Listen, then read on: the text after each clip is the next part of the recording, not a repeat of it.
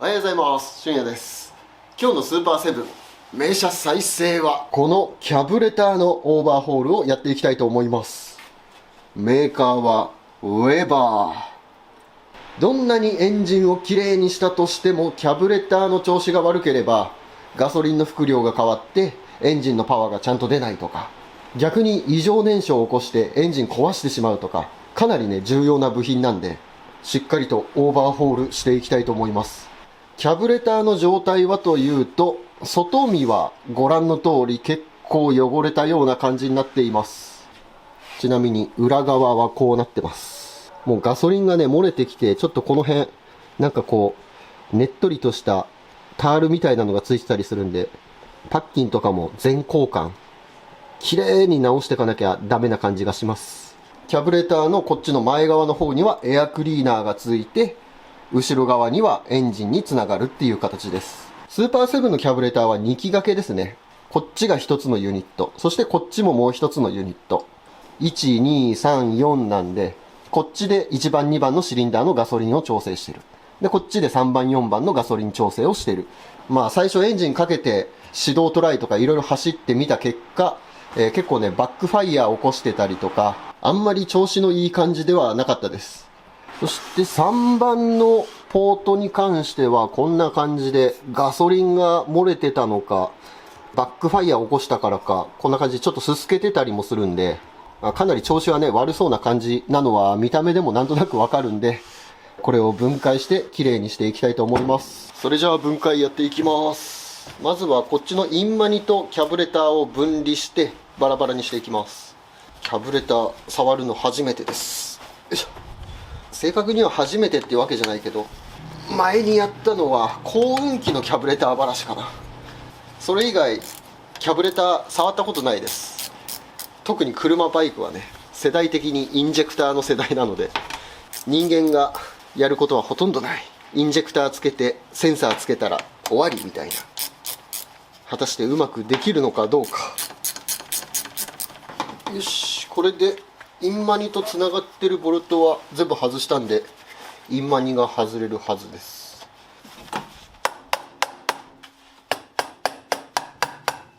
よいしょ、取れた。よいしょ。これがインシュレーターだっけ。キャブレターとインマニを浮かせてるやつ。これ撤収して、そしたらさらに細かく分解していきます。うわ、ゴムホースカッチカチ。簡単に抜けそうな感じしないからカッターで切って外しちゃいます。よいしょ。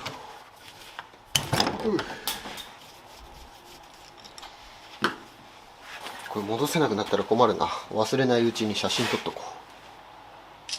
う。よし。よいしょ。インテーク側のファンネルとか外していきます。一応番号もともと振ってあるからそのまま外していきます。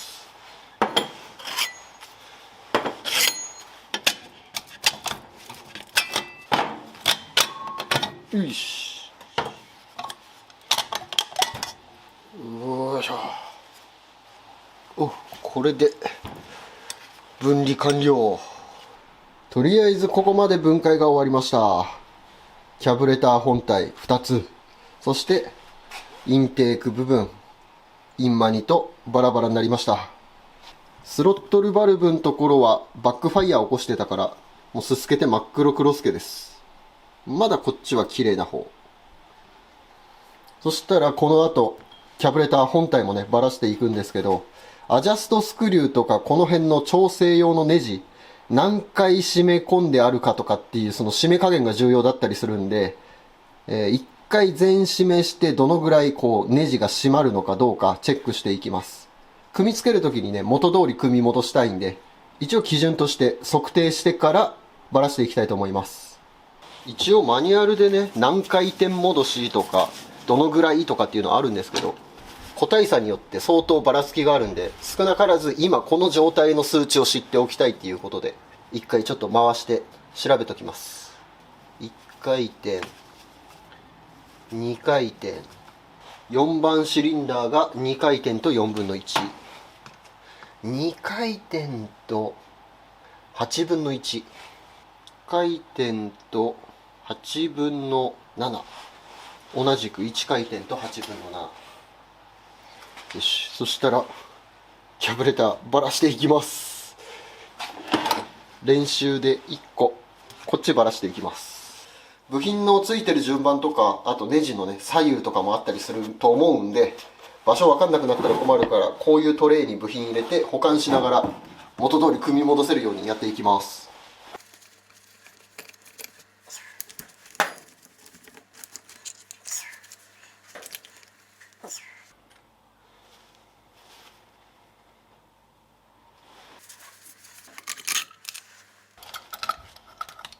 よいしょ。外れた。ここにフロートがついてました。このフロートの浮き沈みでね、ガソリンを吸ったり吐いたりやってます。すげえメカメカしい。よいしょ。次裏側のこの蓋外しちゃいます。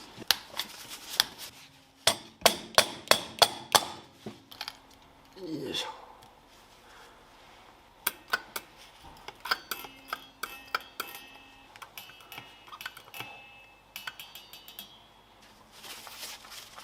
ここがチョークなんだけど、スーパーセブンでは使ってないチョーク。ここの蓋も外しちゃいます。よいしょ。この辺の分かんないやつ外しちゃおうか。ニードル、メインジェットとかスローとか、このちっちゃい穴、この中ガソリン通って調整してます。この穴が詰まるとね、ガソリンの出が悪くなったりします。ちなみにこのメインジェットもね、いろんな種類あって穴のサイズが違うやつたくさんあるみたいです。その穴のサイズによってエンジンの特性を変える、燃料の噴射量を変える。仕組みは理解していてもね、触ったことないからね、基本的にどう調整すればいいかは全くわからない。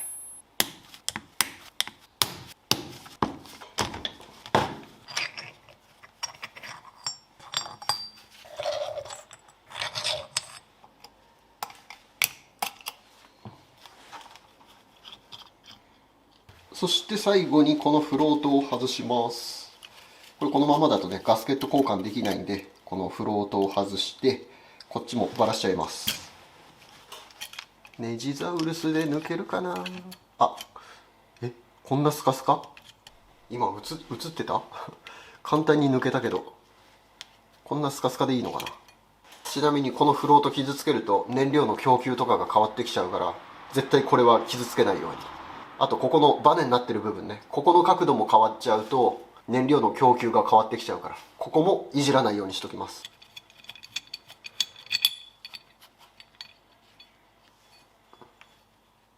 ということで分解作業が終わりました。キャブレター本体に中についてた細かい部品たち。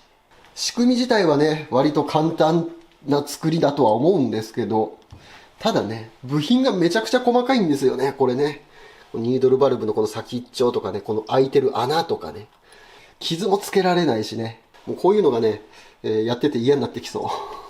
う。部品が左右1番2番と混ざったりしないように、ちゃんとこっち側で1番シリンダー、こっち側で2番シリンダーっていう風に分けて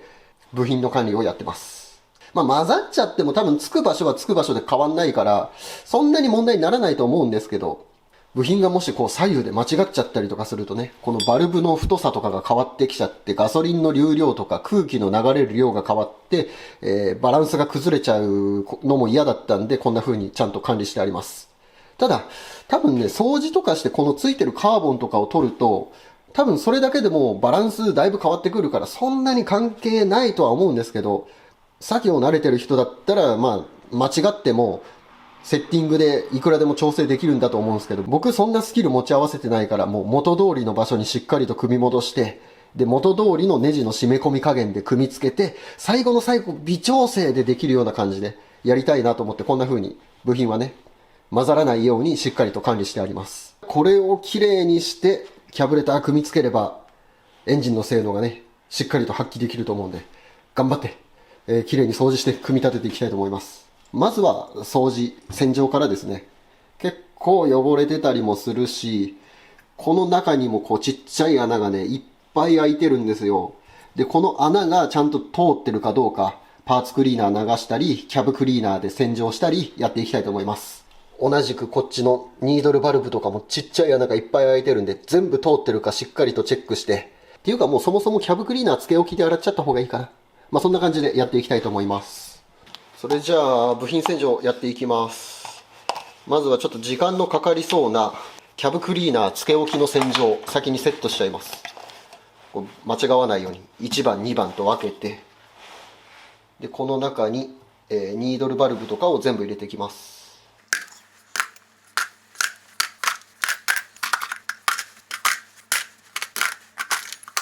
そしたらキャブクリーナー、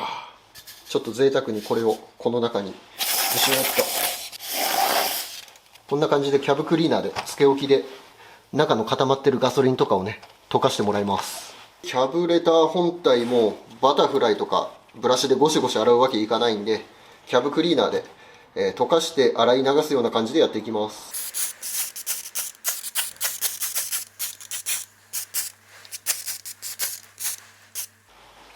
なんかこの液体流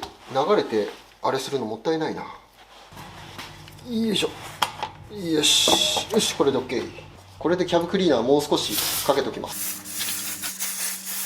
おお、もうすでに溶けてますね。結構ダラーンと溶けてきてる。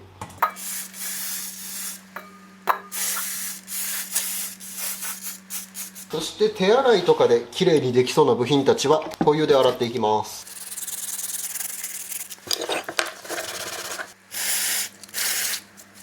きれいになりました。同じように他のやつも全部洗っていっちゃいます。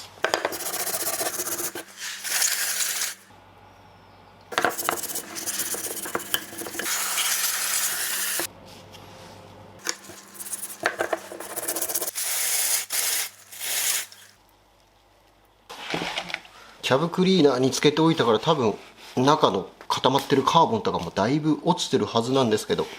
1個ずつ洗っていきます。ちなみにこれ、ブラシとかで洗っちゃうとこの穴のサイズとかが変わっちゃうんで、基本ブラシ使わずにパーツクリーナーとかで吹き飛ばすように洗っていきます。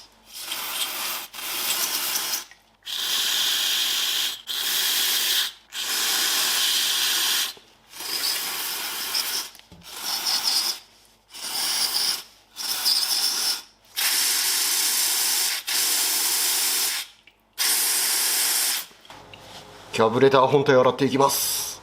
キャブクリーナーかけてただけでもね、かなりこれカーボンが落ちました。でちょっとこうやって指でこすってあげるとすごいねカーボン溶けて簡単に落ちてくれるんで、もうこのままパーツクリーナーで洗い流して終わらせてしまいたいと思います。あんまりブラシでこうゴシゴシやっちゃうとこのバタフライのところに傷入って空気の数量とか変わっちゃうんで、ここはできるだけ洗わないようにちょっと指で撫でてカーボンを落とすぐらいにしときます。そしてここのニードルとかが入ってたこの中の穴にこうやってパーツクリーナーシューッとやって、ちゃんとこの穴がこっち側にちゃんと通ってるかどうか一つずつチェックしていきます。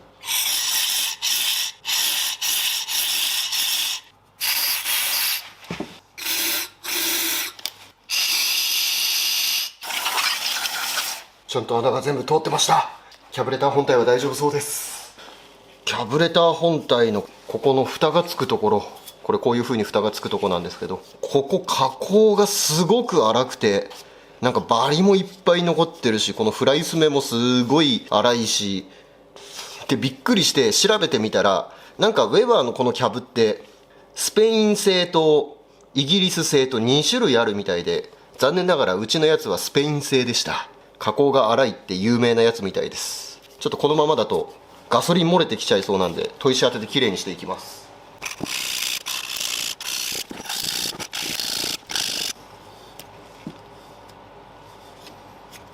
砥石当てたら分かりやすくなったんじゃないですかね。分かりますかね。砥石当たってるところは白くなって当たってないところは黒いままなんですけど、こんな感じで引けてたりとかして、結構ねこういうのがあるんで、こういうのなくなるように研いでいきます。ガソリンですからね。漏れてきても嫌だし、ただでさえこう浸透力が高いというか漏れやすい液体だから、念には念を入れてしっかりと砥石当てときます。ちょっと二度手間だけどね、仕方ないですね。そして研いだ粉が穴とかに詰まったら嫌だから、もう一回きれいに洗ってきます。部品洗浄終わりました。元はこの状態だったのがこんな綺麗になりまし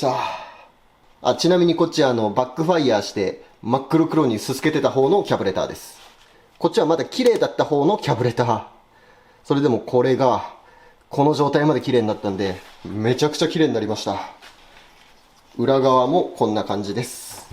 もともとはこんな感じでこうワニスがねちょっとしてたのが綺麗になりました。そしてこっちは細かい部品たち、ジェットとかニードル系全部ここに揃えてあります。で、動画で撮ってたか撮ってないかわかんないんですけど、このジェットとかってこういう風に分割できるんですよね。で、この分割した状態で中の穴がちゃんと通ってるかも確認して、一個ずつ分解して穴通して戻して戻してみたいな、そんな感じでやってました。そしてこっちは補給類かな。エアクリーナーの方とか、このベンチュリーのやつとかも全部洗ってきれいにしてあります。で、番号わかんなくなったら困るから、一つずつもう一回マーキング、番号振り直しもしてあります。あと、ここのバタフライバルブ。ここを外すか外さないかめちゃくちゃ迷ったんですけど、今回は外さないでこのまま行くことにします。っていうのも、ここのバタフライのバルブ外してしまうと、ここ元に戻すときにここのね、隙間っていうんですか。インテークとの隙間。ここの隙間調整がすごく難しいらしくて、シャフト曲げちゃったりとか傷入れちゃったりとかして壊して使えなくなるパターンがあるみたいなので、今回は触らないでこのままいきたいと思います。バラさなくてもね、こうやってちょっと透かしてみると、ほら、光が透けてないのがわかりますよね。ぴったりとはまってるんで、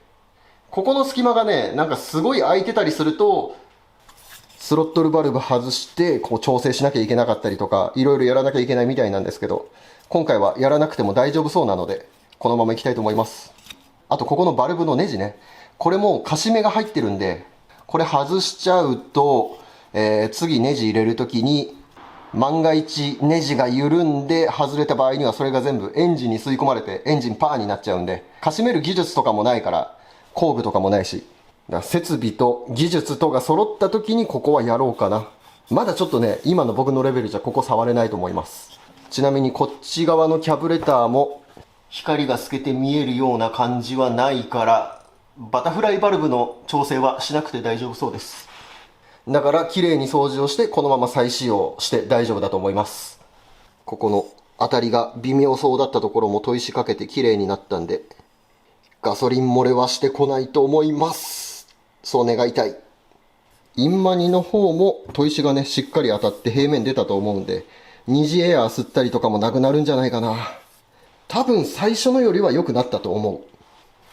そしたらもう一つね、キャブレター残ってるからこっちも洗浄するんですけど、動画同じ内容になっちゃうし、こっちの分解はライブ配信でやろうと思ってるんで、こっちの分解清掃作業はスキップします。名車再生スーパーセブン。チャンネル登録よろしくね。それじゃあキャブレター組み立てていきたいと思います。これが使っていく補修部品、ガスケットとかオーリングとかそういうのが入ってます。まずはメインジェットから。名前のわからない部品、このメインジェットの後ろにつきます。名前のわからない部品その2、こっちは加速ポンプの方につきます。そしてチョークのポンプ、これがここに入って、バネが入って蓋で留めると。よし。アイドル調整用のネジは新品が出てたんでこれに交換します。あとオーリングも新品に交換です。これは全締めから1回転と8分の7回、1回転と8分の7。名前のわからない部品その3。これワッシャー入れて切り欠きの向きを合わせて挿入していきます。でそれを止めてる蓋の部分にオーリングがつくんで、これも新品交換して、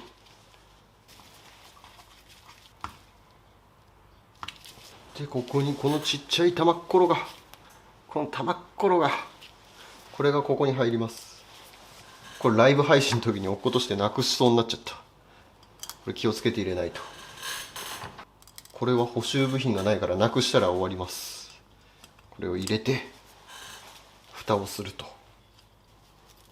そしてこれが加速ポンプ。これがここに入ります。真ん中。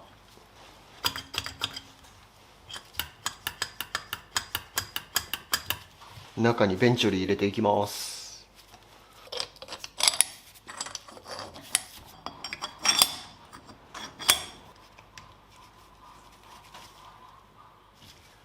チョークをつけます。あ、ここのねメッシュネットみたいなの、これもきれいに掃除してあります。で裏側にガスケットを入れて蓋をする。よし。で上側戻って、まずはこの蓋にフロートをつけるために名前の分かんない部品をつけて、紙ガスケットを先に入れてフロートをつけると。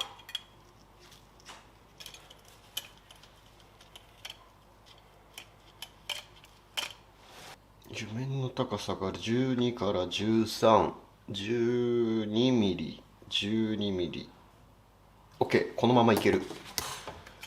多分このままいける。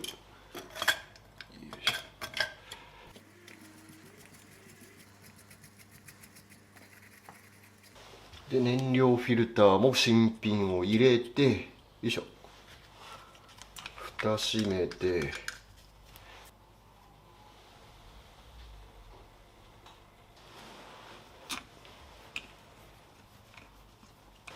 キャブレター2つともオーバーホールが終わりました。そしたらこれをくっつけて、インテークもくっつけて、これ1個にしてエンジンにくっつけれるようにやっていきます。インシュレーターはパーコレーション対策でフローティングのやつがついてたんで、これのオーリングを新品に交換して使っていきます。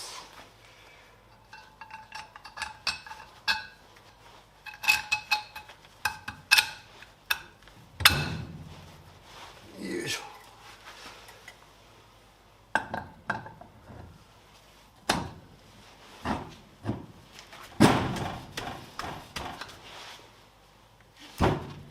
これフローティングの構造なんで、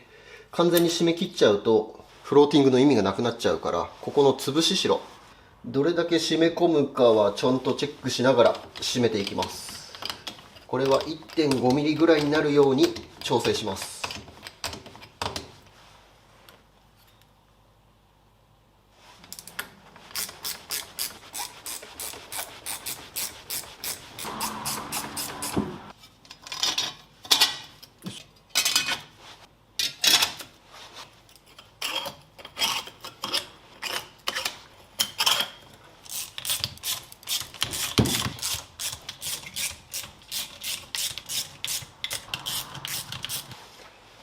できた。あ、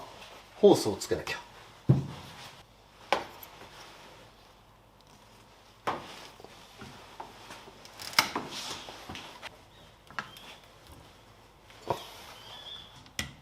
よし、完成。それじゃあ車に乗せていきたいと思います。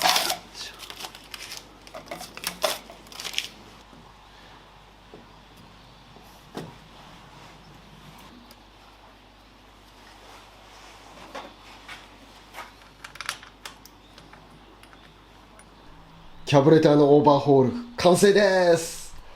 グッドボタンチャンス。